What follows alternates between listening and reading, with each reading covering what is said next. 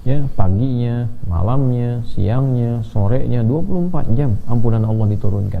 Maghfirah, rahmah, bahkan itkum minan nar, peluang potensi dibebaskan dari neraka itu hadir 24 jam dalam sehari, terus ditampilkan. Kapan lagi dapat seperti ini? Jadi berbahagialah siapapun kita, ya, yang mengaku sebagai muslim dan masih punya keinginan menunaikan puasa Ramadan. Ini sekaligus menunjukkan tanda bahwa iman kita itu masih ada. Dan itu diapresiasi oleh Al-Quran, dinilai betul oleh Allah Subhanahu wa Ta'ala. Bersyukurlah teman-teman sekalian, sekali lagi bersyukurlah, berbahagialah ketika akan tiba Ramadan, tiba kemudian kita masih punya keinginan kuat untuk menunaikannya. Ini tanda pertama berupa hadirnya karunia Allah Subhanahu wa Ta'ala bahwa kita masih bisa mendapatkan cahaya iman. Nah, bagaimana korelasi ini dengan keutamaan yang didapatkan di dalam Ramadan? Kenapa sih muncul ini sebagai pembukanya gitu? Siapkan dirimu, kuatkan dirimu pakai iman, kemudian siapkan agenda ibadah yang betul-betul diniatkan karena Allah. Ada apa? Teman-teman sekalian, biasanya orang-orang yang mau menyiapkan diri untuk menjemput momentum tertentu didasari dengan hadirnya motivasi yang kuat. Ketika ada motivasi yang kuat, kecenderungan fitrah manusia itu mau menyiapkan diri dengan tangguh. Saya seringkali berikan satu gambaran yang sangat simpel.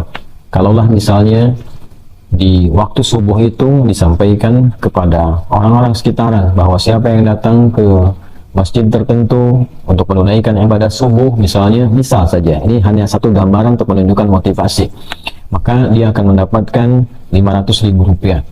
Maka orang-orang yang kecenderungan yang membutuhkan harta benda, orientasinya kepada materi, boleh jadi datang ke subuh sebelum waktu subuh tiba. Mungkin ada yang itikaf, ada yang menginap, kan? Nah, ini tawaran manusia. Kadang-kadang menariknya, logika yang sama tidak bisa diterapkan dengan sempurna kepada kebutuhan akhirat kita. Kadang-kadang agak ironi, untuk 500.000 dikejar, bahkan ikut tidur di masjid untuk mendapatkan itu. Tapi ketika Allah tawarkan melalui lisan Nabi SAW yang mulia, bahwa orang-orang yang menjemput ibadah subuh itu, bahkan dengan 2 rakaat sebelumnya, 2 rakaat fajar, kan, itu diberikan karunia yang lebih baik daripada dunia dan seisinya. Rakaat al-fajri khairum minad dunya wa ma fiha, atau kama qala sallallahu alaihi wasallam. 2 rakaat fajar itu karunianya, nilainya lebih baik daripada dunia dan seisinya, lebih daripada dunia dan seisinya.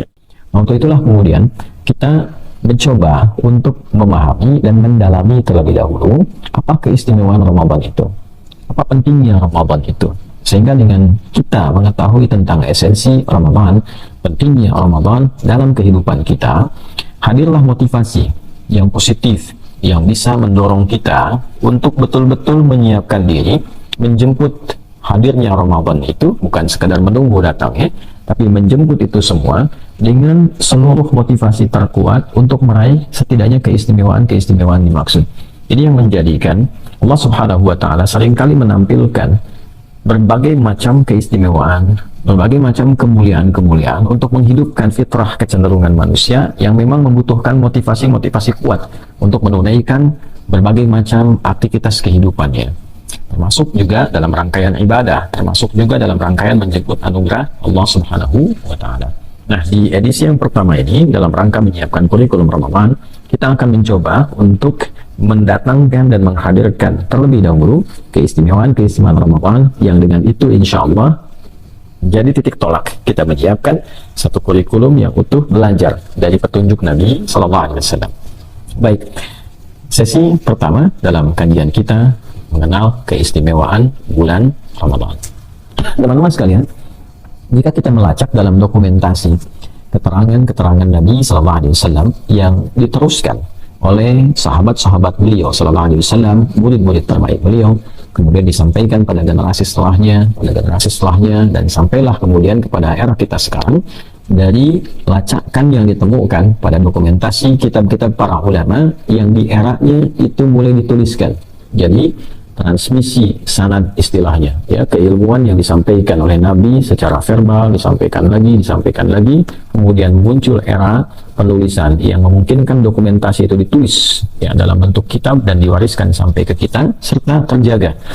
Ini uniknya, dan ini barangkali agak sulit ditemukan di kebiasaan komunitas lain atau bahkan keyakinan-keyakinan lain. Jadi yang unik di Islam ini sekaligus menjaga orisinalitas ajarannya adalah apa yang tertuliskan terjaga juga dengan hafalan. Ini yang unik. Jadi disinilah ada penguatan, ya, dan yang bisa divalidasi, penguatan yang bisa divalidasi terhadap seluruh bagian ajaran-ajaran keagamaan.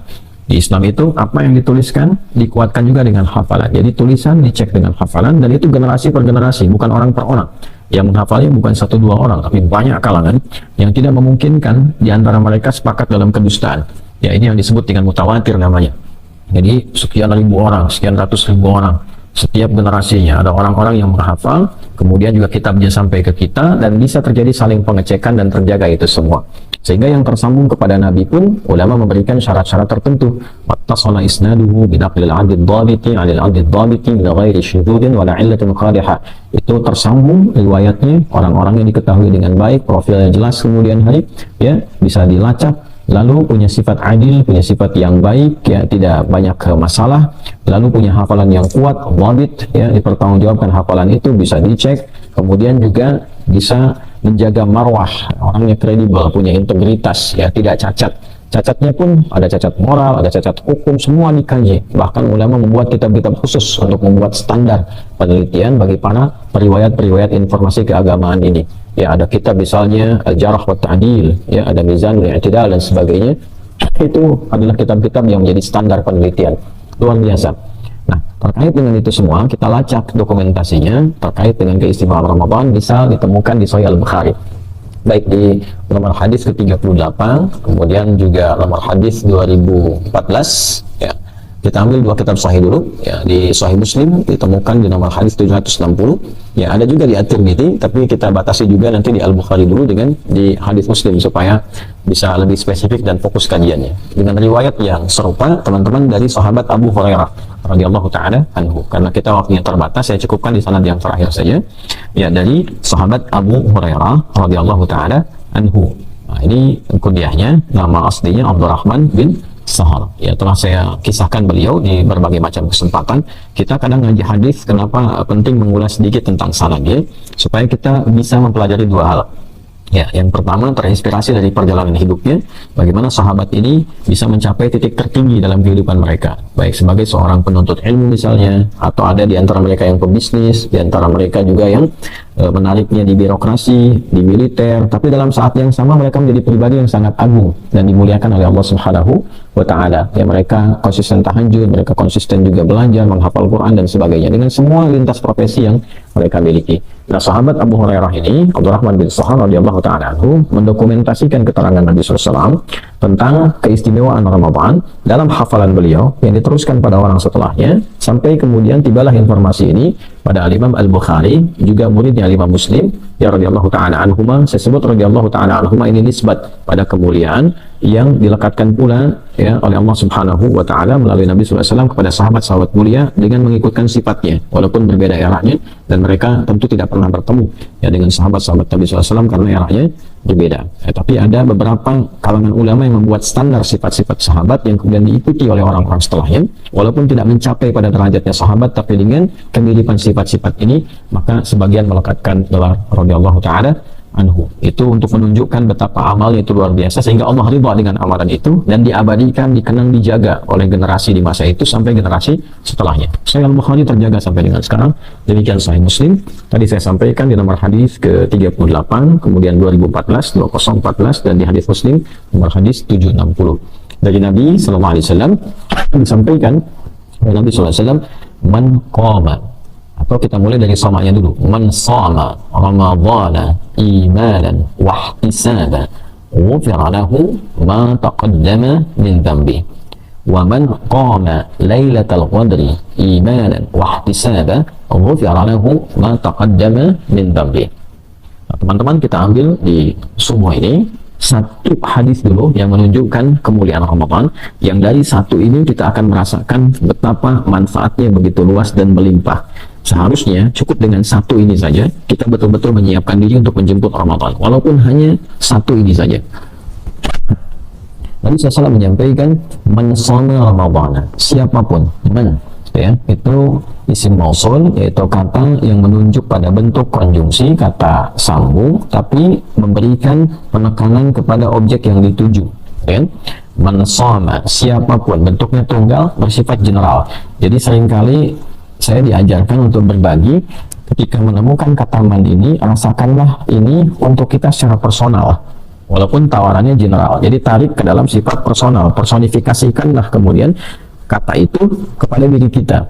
Jadi kalau tarik misalnya ke pribadi saya, Hadi Hidayat, ya kan, hei fulan, hei fulana, tawarannya spesifik, seakan-akan Nabi itu menghitab, mengajak bicara kepada kita secara personal, tapi ditawarkan secara general, ya, terbuka untuk siapapun. Karena itu kita terjemahkan siapapun, hei. Tapi ketika kita baca, bawa ke dalam nuansa diri kita, hei Hadi Hidayat, hei fulan, hei fulana, tarik, ya, shoma Ramadhana, siapapun yang menunaikan puasa Ramadan. Nah, ini menjadi bentuk madhi untuk penguatan. Jadi kalau kita nanti ke ilmu balaghah, ada namanya i'tidal ma yakun, ya, disebutkan dengan bentuk kana, tapi untuk mengambil makna yakun disebutkan dalam bentuk yang pasif, ya, bentuk aktif, bahkan aktif yang madhi, past tense, ya, past tense. Jadi disebutkan dalam bentuk yang terdahulu, atau di dalam gramatikal bahasa Arab itu past tense juga bisa memiliki dua arti lain, infinitif, ya, kata kerja asal, sekaligus juga taukid untuk penguat, ya. Tapi yang dimaksudkan untuk makna yang berikutnya, bisa makna future, ya, yakun, makna mudhari'. Jadi ketika disebutkan man shoma, Nabi tidak mengatakan man yasum, tapi dikatakan man shoma, siapapun yang menunaikan puasa. Kenapa menggunakan bentuk fi'il madhi? Kita bahas pelan-pelan untuk mendapatkan kedalamannya, untuk menekankan dua hal, ya. Yang pertama, teman-teman, ini memberikan kesan penguat yang menunjukkan makna kesungguhan, keseriusan. Jadi bukan hanya sekedar puasa, ya, man shoma Ramadhana. Jadi kalau kita terjemahkan dengan kedalaman maknanya, siapapun yang menunaikan puasa dengan serius, nah, dengan sungguh-sungguh, ya kan? Nah, kemudian tadi maknanya bisa berarti makna istiqbal, makna mudhari'. Mudhari' itu kan bisa kini, hadir, ya kan? Bisa kemudian ada makna istimrariyah, makna keberlangsungan, terus berlangsung, ataupun future, ya, bisa juga bermakna al-mustaqbal. Jadi kalau di bahasa Inggris kan bisa berarti present, continuous, and future, ya. Jadi bisa kekinian, bisa terus berlangsung, bisa future untuk masa depan, mustaqbal. Jadi kalau kita pahami dengan makna yang kedua, siapapun yang menunaikan puasa Ramadan dengan sungguh-sungguh. Nah, ketika kalimat ini disebutkan, ini berlaku satu isyarat untuk menyiapkan ke Ramadannya. Nah, sekarang kan diatibari mayakun, akan dikerjakan, ya. Jadi sekarang belum tiba Ramadannya, sekarang masih Sya'ban, ya kan? Nah, jadi kalau spiritnya tadi ayatnya turun misalnya di bulan Sya'ban, kemudian diberikan jeda untuk sampai ke Ramadan, terus diinfokan misalnya, ya, oleh Nabi SAW, siapapun yang menunaikan puasa Ramadan. Jadi kalau kita baca itu belum sampai ke bulan Ramadannya, kita baca di bulan Sya'bannya, maka kalimat itu memberikan pesan penyiapan. Siapapun yang sungguh-sungguh menunaikan puasa dan menyiapkan untuk puasa itu, gitu ya. Jadi i'tibar ma yakun, untuk menyiapkan sesuatu yang belum kita kerjakan. Ini agak dalam kajian kita, ya. Kalau kita terjemahkan biasa dengan modal standar, ya kita dapatkannya ya siapapun yang menunaikan puasa begitu saja. Tapi kalau kita dalami sampai ke kedalaman maknanya dan pesan-pesan di baliknya, maka sesuatu yang kita dapatkan maknanya lebih luas dan lebih mendalam. Ramadan, puasanya bukan puasa biasa. Jadi di sini ada satu objek waktunya, man shoma Ramadhana. Jadi bukan puasa Senin Kamis, bukan puasa Ayyamul Bid, ya kan? Bukan puasa Daud, bukan puasa Asyura, ya, tapi yang dimaksudkan khusus puasa Ramadan. Nah, ini untuk menekankan bahwa ada sesuatu yang istimewa di Ramadan, yang tidak biasa di Ramadan, yang unik di Ramadan dan tidak ditemukan di waktu-waktu lain. Artinya istimewa. Ya, man shoma Ramadhana, siapapun yang menyiapkan puasa di bulan Ramadan dengan serius dan sungguh-sungguh, khusus Ramadan, berbeda dengan puasa-puasa yang lainnya. Nah, bagaimana kemudian menyiapkan dengan sungguh-sungguh itu? Bagaimana kemudian bisa menata diri kita dengan serius untuk menjemput Ramadan itu? Ya, imanan wahtisaban. Ya, yang pertama adalah dengan imannya, dia menjemput puasa dengan imannya. Baik, ini sangat menarik, ya. Jadi nanti di sini ada relasi yang kuat untuk menjelaskan pembuka firman Allah mengenai turunnya perintah kewajiban puasa Ramadan di Al-Baqarah di ayat 183. Ini pas juga saya buka mushaf untuk memberikan juga isyarat pada teman-teman bila ada kajian-kajian teman-teman pegang mushaf itu lebih bagus supaya nanti ada konektivitasnya, ketersambungan yang cukup kuat. Jadi kalau teman-teman lihat di mushaf standar di halaman ke-28 ya di sebelah kiri itu paling atas di mushaf Al-Baqarah ayat 183 ya kita bisa temukan ya ayyuhalladzina amanu kutiba alaikumussyam. Coba lihat ya, ya ayyuhalladzina amanu, hei semua yang telah menyatakan beriman kepada Allah. Nah ini puasanya dibuka dengan kata iman, panggilannya dibuka dengan kata iman. Ya ayyuhalladzina amanu, hei semua yang telah menyatakan beriman pada Allah Subhanahu wa taala.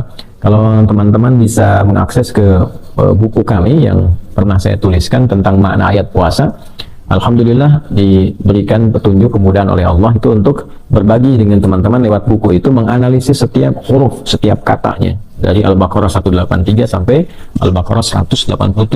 Nah, kita temukan bahwa perintah puasa itu dibuka dengan kata iman. Bahkan ini bisa dianalisis. Ya-nya disebutkan misalnya berapa kali dalam Al-Quran, ayyuhanya, alladzina, dan seterusnya. Kalau kita mau gali dengan maknanya, yaitu fungsinya lida'il qarib wal mutawassit wal ba'id, untuk memanggil ya huruf panggilan harfun nida, memanggil yang dekat, yang menengah, yang jauh. Ya seakan-akan ini orang beriman semua dipanggil oleh Allah dengan semua jarak dan keadaan imannya. Jadi baik imannya yang masih merasa lemah sehingga merasa jauh dari Allah, baik yang imannya standar biasa-biasa sehingga ketika dipanggil baru datang, atau yang merasa imannya kuat belum dipanggil sudah mempersiapkan diri. Ya terkait dengan Ramadan ada yang ya nunggu aja Ramadan datang saya puasa, ya kan. Kalau iman lemah ya kok cepet banget ya tiba-tiba puasa lagi gitu, saya harus tahan lapar, tahan haus. Tapi dia merasa punya iman. Ya yang imannya kuat belum datang sudah dia persiapkan dari sekarang, sudah ingat, sudah pengen nyiapkan tarawih dan sebagainya. Nah ini kondisi-kondisi yang berbeda-beda. Namun demikian ayyuh yang munada hanya untuk tanbih, mengingatkan. Jadi Allah tegaskan, Allah ingatkan ya alladzina, kepada semua pemilik iman, yang penting merasa punya iman. Nah inilah menarik nih. Ya yang penting merasa punya iman. Hai semua orang yang menyatakan dirinya punya iman. Jadi Allah di sini memosisikan semuanya itu rata. Baik yang merasa imannya kuat, imannya standar, imannya merasa lemah, itu disamakan keadaan panggilannya oleh Allah. Yang penting kamu merasa punya iman. Ya, kutiba alaikumussyam, diwajibkan untukmu itu menunaikan ibadah puasa sesuai ketentuannya. Jadi menariknya teman-teman sekalian, pelaksanaan ibadah puasa Ramadan di dalam Al-Quran ketika ayatnya diturunkan berupa kewajiban, itu pembukanya menggunakan kata iman. Ya seakan memberikan sebuah relasi yang sangat kuat dan positif bahwa penunaian puasa itu tidak mungkin bisa dilakukan kecuali dengan dorongan iman. Ini poinnya. Jadi berbahagialah siapapun kita ya yang mengaku sebagai muslim dan masih punya keinginan menunaikan puasa Ramadan. Ini sekaligus menunjukkan tanda bahwa iman kita itu masih ada. Dan itu diapresiasi oleh Al-Quran, dinilai betul oleh Allah Subhanahu wa taala. Bersyukurlah teman-teman sekalian. Sekali lagi bersyukurlah. Berbahagialah. Ketika akan tiba Ramadan, tiba kemudian kita masih punya keinginan kuat untuk menunaikannya. Ini tanda pertama berupa hadirnya karunia Allah Subhanahu wa taala bahwa kita masih bisa mendapatkan cahaya iman. Yang berbahaya itu kalau sudah nggak peduli. Yang berbahaya itu kalau bahkan ada yang anti, mengatakan dirinya mukmin, ya beriman tapi anti Ramadan misalnya ya, atau bahkan demonstratif menolak puasa dan sebagainya. Ini menunjukkan sesuatu yang berkebalikan, bahkan berpotensi kufur karena menolak risalah ya. Ini yang sangat berbahaya. Ya ayyuhalladzina amanu, hai semua orang yang telah menyatakan beriman. Jadi imannya dulu baru kutiba alaikumussyam. Ya diwajibkan atas kalian menunaikan puasa dengan baik sesuai dengan aturannya. Jadi kondisi pertama, berbahagialah orang-orang yang masih merasakan berkeinginan menunaikan puasa Ramadan ya, dan dia menjadi seorang muslim dan dia menyatakan diri sebagai seorang mukmin. Ini menunjukkan ada fitrah cahaya dalam dirinya yang mesti dia jaga. Nah itulah yang dibawa oleh kita untuk menunaikan puasa Ramadan. Ya diimplementasikan lewat hadis Nabi tadi. Siapapun yang menyiapkan dirinya dengan serius untuk menunaikan puasa di bulan Ramadan, imanan dengan imannya. Jadi dia masuknya lewat iman. Ya, bukan karena sekedar Ramadan tiba gitu kan. Kemudian puasa misalnya. Atau misalnya lihat orang lain puasa, ikut puasa. Ya, atau misalnya motivasinya bisa berbeda karena memang di masjid itu kalau ada Ramadan itu alhamdulillah bisa ada sahur gratis ya, sahur gratis itu kan, kemudian takjil gratis. Nah jadi masuk Ramadan itu karena takjilnya, karena bukaannya, bahkan punya daftar masjid ini menunya ayam, masjid ini menunya rendang, masjid ini menunya itu dan sebagainya. Salah? Tidak salah, tapi ia memasuki Ramadan dengan syahwatnya, ia memasuki Ramadan dengan keinginan materinya. Yang diinginkan oleh Quran itu masuk Ramadan dengan imannya. dengan kesadaran untuk beribadah, dengan kesadaran untuk menghamba kepada Allah Subhanahu wa taala dalam bentuk menunaikan perintah Allah. Pembuktian keimanan kita itu apa? Ya, pembuktiannya kan kita berusaha menaati semua yang Allah perintahkan. Nah, itu namanya ibadah. Jadi ketika kita mengatakan beriman, pasti ada pembuktian. Nah, pembuktian iman itu salah satunya ketika Allah minta kita menunaikan ibadah lewat puasa, kita sambut itu. Kami datang ya Allah dengan keyakinan bahwa ini darimu, sami'na, kami dengar, wa ata'na, kami taati itu. Ya, ini poinnya. Kami dengar, kami taati itu. Nah, karena itu sahabat sangat senang kalau ada ayat-ayat dibuka dengan ya ayyuhalladzina amanu, karena mereka ingin membuktikan keimanan mereka pada Allah Subhanahu wa taala dan Rasulnya. Maka mereka berkata, wa qalu sami'na wa ata'na. Kami dengar ya Allah, kemudian kami taati. Nah, ini poin yang pertama. Jadi kita mesti menyiapkan bagaimana caranya menyambut Ramadan itu menggunakan iman. Ini dulu ya. Jadi saya buka ini dulu nanti sebagai pengantarnya untuk menemukan motivasi terkuatnya. Setelah itu baru kita rumuskan kurikulum-kurikulumnya. Jadi kita dapatkan yang pertama, Ramadan perlu persiapan karena bentuknya tadi menggunakan bentuk kuat ya fi'il madhi, tapi bentuknya kemudian punya makna mudhari dan di situ ada unsur jiddiyah, kesungguhan, keseriusan. Kemudian waktunya spesifik Ramadan, lalu disebutkan isyarat mempersiapkan diri dengan keimanan. Wahtisaban, ya, dan keikhlasan karena Allah dengan menyiapkan satu agenda koneksi yang baik untuk berubah kepribadian menuju lebih mulia. Nah, ini agak panjang juga ini karena kita bahas detil-detil tafsiriyah yang memungkinkan kita tampilkan. Imanan wahtisaban. Ihtisaban itu bisa berarti juga keikhlasan, bisa berarti juga satu koreksi yang kuat. Jadi ada hasaba yuhasibu muhasabatan, kita sering dengar muhasabatin. Ada hasiba yahsabu, bisa yahsibu juga, jadi mudhari'nya bisa dua, hasiba yahsibu, bisa hasiba yahsabu. Nah, hasiba ini menghitung secara detail asalnya. Ya, kita pernah dengar hisab gitu kan, ilmu falak juga bagian dari hisab, menghitung sesuatu dengan presisi. Ya, sampai ke detail-detailnya, sampai ke komanya dan sebagainya, itu disebut dengan hisab. Nah, suatu saat di akhirat nanti kita akan dihisab. Artinya sampai ke detail-detailnya. Tidak ada yang terzalimi, semua yang dikerjakan, baik ataupun buruk, itu hisab. Maksudnya ditampilkan ukurannya sampai yang paling detail. Ya, mata dihisab, apa yang pernah dikerjakan oleh mata. Ya, apakah pernah dikoreksi di selama hidup sehingga tampilan hisabnya nanti sempurna. Iqra kitabaka kafa bi nafsika al-yawma 'alaika hasiba. Buka buku catatanmu, itu rapotmu tuh, ya. Nah, di hari ini cukup engkau dihisab. Jadi di kitab itu nanti sempurna itu catatan semuanya tuh, ya. Maka bagaimana nanti kita dapatkan, semoga Allah menolong kita, memberikan syafaat kepada kita, yang melalui syafaatnya, melalui petunjuk yang diberikan oleh Allah Subhanahu wa taala pada Rasulullah SAW, ya, irfa' ra'sak sal tu'ta, ya, angkat mulut SAW kepalamu, karena beliau sujud kepada Allah tuh minta diberikan oleh Allah anugerah ya untuk memberikan syafaat kepada umatnya. Mudah-mudahan kita termasuk golongan yang disyafaati oleh Rasulullah SAW. Mudah-mudahan kita diberikan kekuatan untuk senantiasa mencintai Nabi dan bersalawat pada Rasulullah SAW. Kembali teman-teman sekalian, jadi ketika Allah Subhanahu wa taala menyampaikan pembuka ayat puasa dengan iman, Nabi menerapkan. Nah, di antara implementasi tentang penyiapan kurikulum dengan keimanan itu, yang kedua adalah mencoba untuk bisa dengan detail. Tadi kalau hasibah menghitung dengan detail, kalau kita naikkan hasabah, saling mengoreksi dengan detail, saling mengingatkan. Ya, teman dengan teman gitu kan, saling mengoreksi, saling menguatkan. Terus kalau kita mau naikkan lagi levelnya, ya kita tambahkan alif dengan ta di situ. Jadi kalau hasibah itu masih orisinil, infinitif 3 huruf. Kalau hasabah tambah 1 huruf, gitu kan. Nah, bisa nanti bentuknya mufa'alah untuk saling, ya saling mengingatkan, saling mengecek dan sebagainya. Makanya muhasabah itu kan konteksnya ada bukan satu pihak, tapi 1-2 pihak saling mengoreksi. Walaupun itu sendiri antara dia dengan jiwanya, ya saling mengoreksi. Kalau ihtisab, ihtasaba yahtasibu itu lebih dalam lagi. Ya, artinya ada kesungguhan, karena alif dan ta itu juga menunjuk makna kesungguhan, keseriusan.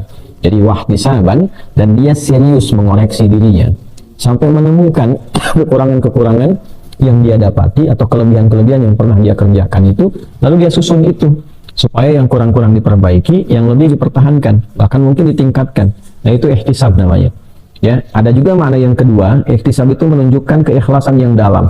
Jadi mengoreksi diri, pekerjaan-pekerjaan yang kadang dilakukannya itu bukan karena Allah.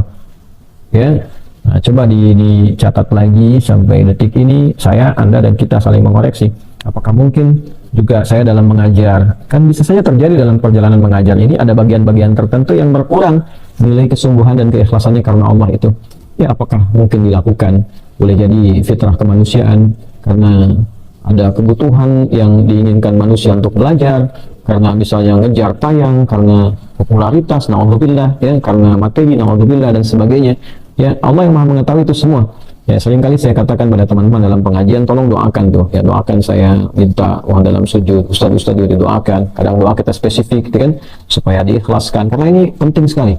Bukan sekedar sampainya ilmu, tapi ini bagian dari ihtisab, ya, ihtisab. Bagaimana kita menjaga semua amal itu betul-betul diniatkan supaya mendapatkan ridha Allah Subhanahu wa Ta'ala. Demikian sebagai orang tua merawat anak, apakah betul karena Allah? Bekerja yang kita kerjakan apakah betul karena Allah? Nah, ini Ramadan ini, sebelum masuk ke Ramadannya, kita betul-betul persiapkan bahwa setiap amal yang dikerjakan siang dan malam itu betul murni didedikasikan untuk kepentingan ibadah, betul-betul ibadah. Ya, jadi iman itu nanti membawa satu dorongan kuat untuk memasuki Ramadan. Implementasinya ihtisaban, kesungguhan untuk mengerjakan ibadah itu karena Allah. Ya, agenda apa yang kita siapkan semuanya lillah, siang malamnya. Ya, karena itu sering didapatkan para ulama-ulama, Imam Malik misalnya, kita dapati dalam sejarah termasuk Imam Syafi'i dan yang lainnya, itu menyiapkan diri betul ketika Ramadan, libur tugas mereka, mengajar dan seterusnya. Menyiapkan betul-betul ibadah. Agenda ibadah siang dan malam. Imam Syafi'i itu radhiyallahu ta'ala anhu, rahimahullahu ta'ala, itu sampai beliau agenda bacaan Qurannya saja sehari itu bisa 2 kali khatam, siang sekali, malam sekali, gitu ya, saking sungguh-sungguhnya, ya. Nah, itu demikian. Mungkin eranya berganti. Kalau dulu ulama Ramadan itu libur, mereka meningkatkan ibadah, ya, ustaz-ustaz, mungkin para kiai sekarang malah Ramadan meningkat dengan mengajar, ya, sah-sah saja. Mungkin kan eranya berubah, banyak kemudian mengajar, tapi poinnya adalah ihtisaban. Ya, ihtisaban, betul-betul menyiapkan diri menjadi ibadah. Ngajarnya pun ibadah, kultum tarawihnya ibadah, ya, bukan ihtisab amplop, okay? Untuk menghitung berapa masjidnya, berapa amplopnya, berapa isinya. Nah, itu juga masuk kategori yang akan dinilai, gitu kan, apakah memang dunia yang dicarinya atau ridha Allah yang ingin didapatkannya. Jadi kaidahnya menyiapkan diri dengan kesungguhan menjemput Ramadan, kemudian dilakukan dengan basic keimanan yang kuat, lalu ihtisab, menyiapkan agenda yang diniatkan khusus untuk beribadah kepada Allah Subhanahu wa Ta'ala dan bagian dari pengoreksian diri. Nah, bagaimana korelasi ini dengan keutamaan yang didapatkan di dalam Ramadan? Kenapa sih muncul ini sebagai pembukanya gitu? Siapkan dirimu, kuatkan dirimu pakai iman, kemudian siapkan agenda ibadah yang betul-betul diniatkan karena Allah. Ada apa? Ghufira lahu ma taqaddama min dhanbi. Ghufira itu menggunakan bentuknya fi'il madhi pasif, majhul, ya kan? Majhul, teman-teman sekalian, bentuknya pasif. Jadi dibuka dengan bentuk aktif, man shoma, kemudian dijawab dengan bentuk yang pasif, ghufira. Ini sangat menarik, ya. Ghufira lahu ma taqaddama min dhanbi, asalnya ghafarallahu lahu, bentuk aktifnya. Tapi ketika dijadikan pasif, ini ya, subjeknya kemudian ditiadakan, dibentuk dalam bentuk pasif, ini juga bermakna taukid, ya, takkid, penguat ini. Betul-betul, ya, sehingga bagi orang beriman itu kalau bentuknya menjadi pasif, dia sudah tahu bahwa bentuk aktifnya itu Allah yang memberi. Ya, misal di sini, ya ayyuhalladzina amanu kutiba alaikumusiyam. Ya, asal katanya kan bentuk aktifnya kataballahu alaikumusiyam. Kenapa kemudian dijadikan bentuk pasif? Ya, Allahnya kemudian di situ kalimatnya dialihkan dari bentuk aktif kataballahu alaikum menjadi kutiba alaikum, jadi bentuk pasif, diwajibkan kepada kalian. Karena orang yang punya iman itu nggak usah nanya lagi siapa yang mewajibkan, pasti Allah. Sepanjang dia masih punya iman, dia meyakini semua kewajiban datang dari Allah, jadi nggak banyak tanya lagi. Jadi kalau sudah bentuk pasif jangan banyak ditanyakan, ya. Kalau bentuk aktif kataballahu, gitu kan, Allah mewajibkan kepada kalian, mungkin masih orang nanya kenapa diwajibkan ya Allah, ya kan? Tapi ketika sudah ada iman dalam dirinya, dia punya keyakinan apapun yang Allah berikan pasti di situ ada manfaat, ada kebaikan, ada limpahan anugerah. Karena itu ketika diberikan dalam bentuknya bentuk pasif, kutiba alaikum, orang beriman gak akan tanya kenapa ya Allah diwajibkan, kenapa mesti sebulan, kenapa mesti begini, karena modalnya iman awalnya, yakin tanpa ragu. Kalau sudah nggak ada ragu, nggak usah nanya, gitu. Itu maksudnya, ya. Nah, ini pun ghufira, supaya kita nggak nanya lagi. Ghufira lahu, ya, itu bentuknya ada bentuk kuat di dalamnya, diampuni, ya, dia akan diampuni. Jadi kalau betul-betulnya kesungguhannya serius mendalam, itu bisa juga masuk bentuk pasti diampuni. Ya, kalau kita menggunakan standar tadi, masuknya pakai iman, ihtisabnya dipakai, ghufira lahu, pasti diampuni, ya kan? Bentuknya kuat sekali, ghufira lahu ma taqaddama min dhanbi, ma, semua, segala, ya, pakai isim mausul, man ketemu ma tuh, man menunjuk pada orang, ma menunjuk pada keadaan, ya kan? Man umumnya menunjuk pada yang berakal, ma menunjuk kepada bagian-bagian kehidupan atau kalaupun makhluk yang tidak berakal, ya kan? Nah, di sini dibuka pakai man, menunjuk pada semua kalangan, sifatnya personal tapi tawarannya general. Kemudian yang kedua, menariknya teman-teman sekalian dibalas pakai ma, segala, semua tanpa kecuali. Ma taqaddama, semua tanpa kecuali. Ya, taqaddama min dhammi, yang telah berlalu dari dosa-dosa orang itu. Jadi keutamaan pertama dari Ramadan itu singkatnya bisa menggugurkan seluruh dosa. Allahu Akbar. Bayang ya, siapa yang hidup tanpa dosa sampai detik ini saja kita bicara. Matanya tanpa dosa, ya kan? Telinganya tanpa dosa, lisannya tanpa dosa, kemudian sampai ke ujung kaki, siapa yang hidup gak punya dosa? Ya. Atau sekarang kalau punya dosa, pulang kembali kepada Allah, tenang nggak kira-kira? Ya. Bahagia nggak pulang bawa dosa itu? Ya. Ya, jangankan kita kembali kepada Allah di akhirat misalnya, di dunia saja, ya, ayah pulang ke rumah bawa salah, itu tenang nggak? Mungkin saya bingung kalau ada, mohon maaf sekali lagi, misalnya seorang ayah korupsi gitu, terus bisa pulang ke rumah dalam keadaan tenang, itu pasti sakit itu. Ya, karena hatinya pasti menolak itu. Jadi kalau ada orang mencuri, pulang ke rumah dalam keadaan tenang, itu pasti sakit itu. Ya, karena kalau berbuat salah, hatinya pasti protes, itu salah itu. Kecuali kalau sudah terakumulasi kesalahan itu sehingga udah nggak bisa bedakan, nah istidraj itu, ya, larut dalam keburukan. Ya, apalagi disambut istri juga, sambut keluarga juga, sama-sama menyambut dalam keburukan, itu pasti bermasalah. Nah, yang demikian kita doakan itu ya, kita doakan, karena sepanjang hidup itu belum meninggal, itu masih punya hak untuk bisa berubah jadi lebih baik. Itu yang penting kita tekankan. Siapapun pasti punya masa lalu yang mungkin di dalamnya ada kesalahan-kesalahan, tapi sepanjang dia hidup, dia masih berhak menjadi pribadi yang lebih baik. Karena itu saya seringkali juga mengingatkan untuk diri pribadi, untuk kita semua, siapapun, ya, setiap kita pasti punya masa lalu yang kurang baik, tapi kita punya harapan yang ditawarkan oleh Allah Subhanahu wa Ta'ala, dicontohkan oleh Nabi, dijelaskan pada kita dengan rahmatan lil alamin, bahwa kita punya kesempatan menjadi pribadi lebih baik sebelum meninggal. Ya, semoga husnul khatimah ya. Oleh karena itu, dalam kehidupan saja kalau salah kan malu pulang. Ada anak salah pada orang tua, pulangnya kan berat gitu, ya kan? Nah, demikian pula orang-orang yang berbuat salah dengan hartanya, dengan jabatannya, salah di jabatan kan gak enak pulang gitu. Nah, sekarang ada dosa, ada salah, terus mau pulang kepada Allah, gimana tuh? Ya, terus ada yang lebih ironi lagi. Ironinya, sudah banyak dosa, mencurinya banyak, terus begitu meninggal pengen disebut almarhum gitu. Ya, almarhum itu kan yang disayang. Kita bisa disayang. Ya, almarhum itu artinya yang disayang oleh Allah. Allah punya sifat namanya Rahman dan Rahim. Orang yang mendapatkan Rahman dan Rahimnya Allah disebut almarhum. Ya, bagaimana hidupnya penuh dengan tindakan kriminal, pas meninggal pengen disayang gitu kan, jadi repot. Nah, oleh karena itu kalau harapan terbesarnya almarhum pengen disayang, ya kita menyiapkan diri. Nah, Ramadan itu momentum terbaik karena semua dosa besar dan kecil itu berpotensi diampuni. Dan singkat yang ditampilkan, ya, kata yang ditampilkan itu bentuknya kuat sekali. Ghufira lahu ma, semua dosa-dosa atau kada meminta, semua dosa yang pernah dikerjakan berpotensi diampuni. Ramadan, ya, Ramadan teman-teman sekalian. Ya, kemudian setelah itu, wa man qama lailatul qadri imanan wa ihtisaban ghufira lahu ma taqaddama min dhanbi. Bahkan nanti dalam kalimat yang berbeda, man qama ramadhana imanan wa ihtisaban. Jadi ini siang malam, kalau shaum kan paginya. Ya kan? Pagi itu kalau diambil bentuk umum itu menunjukkan dari fajar sampai ke maghrib dalam konteks puasa. Jadi kadang ulama bagi dua antara pagi dengan malamnya, atau kadang disebut siang ya untuk mengambil tengah-tengahnya. Maksudnya dari mulai fajar sampai ke maghrib, kemudian ibadah malam dari ba'da maghrib artinya isya sampai dengan menjelang fajar. Jadi kalau kita hadirkan itu 24 jam. Peluang ampunan Allah itu diturunkan. Ramadan sebulan penuh. Allahu Akbar. Gak dapat di satu malam berikutnya, gak dapat di malamnya siangnya. Itu 24 jam ampunan Allah ditebarkan. Jadi kalau ada orang kemudian misal meninggal dalam keadaan dia telah memohon ampun kepada Allah sedang puasa paginya, terus dia istighfar, kan?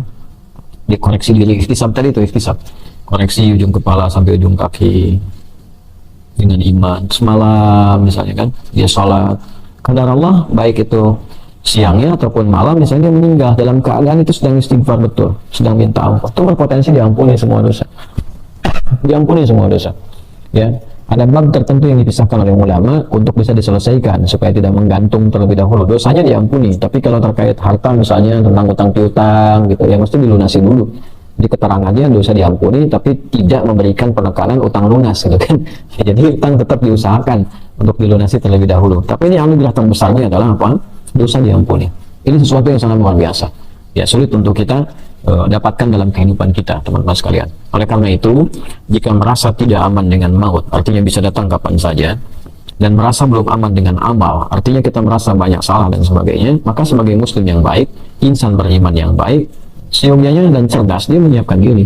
Wah, ini peluang saya diampuni dosa ya, paginya, malamnya, siangnya, sorenya, 24 jam ampunan Allah diturunkan, maghfirah, rahmah, bahkan itqum minan nar, peluang potensi dibebaskan dari neraka itu hadir 24 jam dalam sehari, terus ditampilkan. Kapan lagi dapat seperti ini ya? Karena itu ada hadis yang sangat viral, termasuk Al-Hakim An-Naisaburi memasukkan hadis ini dalam kitab Mustadrak beliau, bahwa nanti ada 3 kalimat yang disampaikan dari Nabi SAW. Salah satunya ini adalah sesuatu yang sangat menarik ya, siapa yang sampai ke bulan Ramadan ya, kemudian dia tidak mendapatkan ampunan Allah Subhanahu wa taala, maka sangat disayangkan, jauh dari rahmat Allah, sangat disesalkan tidak mendapatkan anugerah yang dimaksudkan. Man adraka Ramadhana falam yughfar lahu, ya, orang yang mendapati Ramadan tapi nggak memanfaatkan potensi Ramadan supaya dosanya diampuni. Itu rahimaan farajulin, pembukanya tuh, kotor hidungnya, belang hidungnya, atau bu'dan dalam salah satu tafsirnya, jauh dari rahmat Allah Subhanahu wa taala. Jadi rahimaan farajulin itu satu idiom yang ditampilkan dalam bahasa Arab untuk menunjuk seseorang dengan perilaku yang kurang etis ya, sesuatu yang nggak bagus. Ya, kalau bahasa kita itu hidung belang tuh, hidungnya kotor itu. Hidung belang kan dulu ada satu sejarah juga di era kolonial itu ya, di Belanda itu kalau ada yang berzina itu ya, itu kemudian yang dua-duanya laki-laki perempuan itu akan dihukum sampai meninggal ya. Ada yang dirajam, dilempar, ada yang dipenggal dan sebagainya, tapi sebelum itu laki-lakinya dibelangin dulu hidungnya ya, untuk menunjukkan bahwa ini perbuatan kotor yang tercela. Jadi pernah terjadi saat di Batavia itu ya, seorang prajurit pernah kemudian berzina dengan salah satu kolega dari gubernur pada masa itu, entah JP Kun atau yang lain gitu kan. Kalau teman-teman bisa cek sejarahnya, itu ada juga di kota tua itu di Jakarta ya teman-teman, kalau cek itu sejarah. Nah, itu kemudian prajurit itu berzina dengan salah satu kolega ya, pembesar di Belanda pada masa itu, dan ketahuan langsung dihukum. Dan sebelum dihukum itu ya dieksekusi sampai meninggal keduanya. Itu yang laki-laki diberikan tanda di hidungnya ya, dengan arang itu untuk menunjukkan kehinaan. Maka di situ belanglah hidungnya, disebutlah hidung belang. Itu asal-asal dari kata-kata hidung belang yang menyebar di masyarakat dikaitkan dengan perilaku yang menyimpang.